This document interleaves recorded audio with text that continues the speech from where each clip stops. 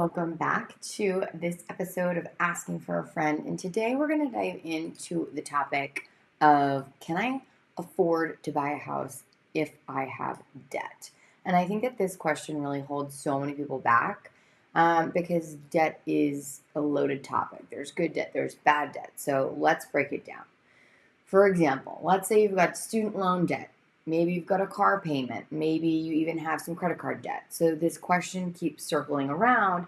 Can I really afford to buy a house if I have and owe money elsewhere, right? Can I afford to buy a house if I owe money elsewhere?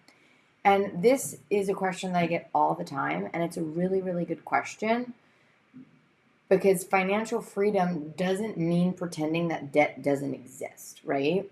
It means learning how to navigate it strategically. So here's what most people don't realize. First and foremost, lenders don't expect you to be debt-free, okay? In fact, most first-time home buyers carry some form of debt. So what lenders are really looking for is your debt-to-income ratio, your DTI, right? And that's just a fancy way of saying how much of your monthly income is already promised to other payments.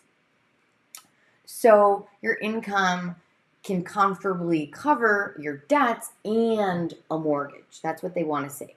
So if your income can cover the debts that already exist and a mortgage, you're likely still in the game. So let's give an example to break this down. Let's say you make $5,000 a month and you've got about $250 worth of student loans. So that money is promised to your student loans. You've got $300 that's promised to a car payment. And you've got $150 to pay off your credit card minimum. So that's around $700 of debt payments that is deducted from your income.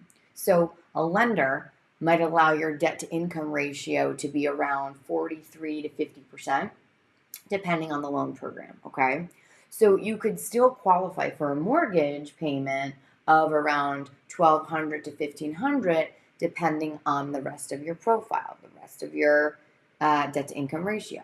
So the key is not necessarily how much debt you have, but rather your whole picture and what that whole financial picture looks like, your debt to income ratio.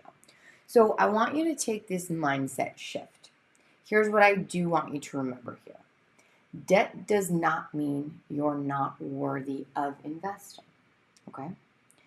Debt also doesn't mean that you're irresponsible. And it definitely doesn't mean that you have to delay wealth building forever.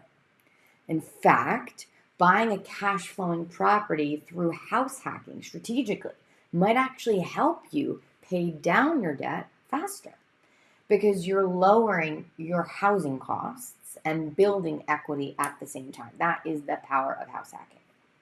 So if you are ready to stop letting debt be the thing that's holding you back from true freedom, financial freedom, building wealth, and taking that next step into homeownership, really starting to use real estate as a vehicle and a path to freedom, then I encourage you to check out my new course, House Hacking Made Simple. In here, I'm going to walk you through exactly how to know if you're financially ready, how to choose the right loan for your specific situation, and most importantly, no gatekeeping here, how to run the numbers so that you don't feel uncertain going through your budget on your monthly expenses and what to expect, okay? So if you are interested in learning more about all this juicy information, click the link in the description to check it out. It's time for you to learn strategy and build your confidence. Make your move. Don't forget to like, subscribe, and share this with a friend if they are wondering the same thing. You're truly, truly closer than you think, and you've got support every step of the way. So once again, debt does not mean you're not worthy. There's so many more variables that go into that. And I'll catch you next time on Asking for a Friend.